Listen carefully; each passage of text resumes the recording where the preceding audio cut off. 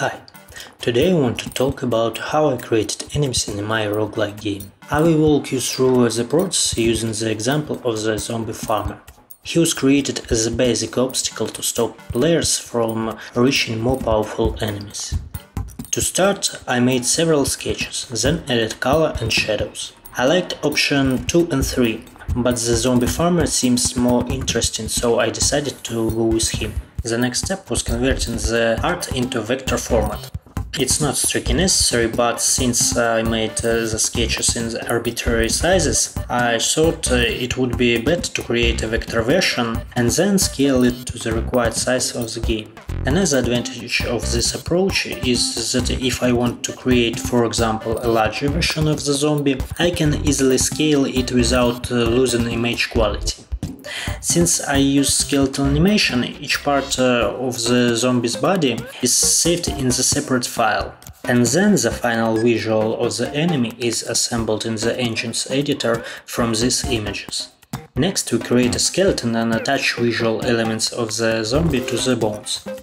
This process wasn't too difficult with the zombie, as it didn't require creating a polygonal mesh. But with the red mesh it was a bit more challenging, since Godot doesn't provide any tools for automating the creation of polygonal mesh. Everything has to be done manually, which can be quite tedious. And if you need to add new vertices to the mesh with already created polygons, the whole process will have to be repeated. Once rigging is done, we can start animating. Most enemies have two animations, movement and attack. There is also an additional animation, the damage received. For this I wrote a small shader that simply fills the enemy with a certain color, and then through animation turned this filling on and off.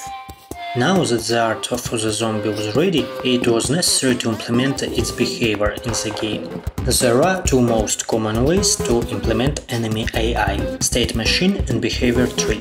Behavior tree is a bit more complex to implement, but it allows you to make the system more flexible and reduce code duplication, so I choose this approach.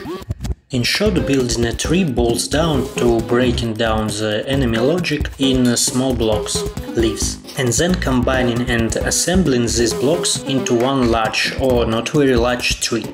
For the zombie farmer, the main blocks were patrolling, pursuing, and attacking. If the zombie doesn't see the player, it moves in a certain direction until it encounters an impossible obstacle. Once it hits the obstacle, it changes the direction of the movement to the opposite one.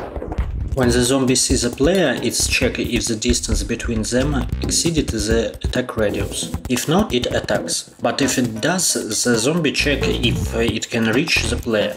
If it can, it starts pursuing. If not, it returns to patrolling. In principle, such simple logic could have been easily implemented using the state machine as well. But if the zombie, for example, had several types of attack, each with its own cooldowns, the AI code would become too complicated. The second enemy was the red mage. Its task to attack the player from a distance and force them to constantly move around the arena. Overall, the process of creating it was not much different from how the zombie was created, but there were some difficulties with polygonal meshes, as I mentioned earlier. Finally, the portal and the infernal head were added. The infernal head is a small, not very powerful but very annoying enemy that if it sees a player will chase them across the entire arena, so it's best to get rid of it as soon as possible. But even more problems can be caused by the portal, because as soon as the player is at a certain distance from it, the portal starts spawning internal heads, so it's better to destroy it first. Thank you for watching this video, don't forget to like, share and subscribe. Until next time!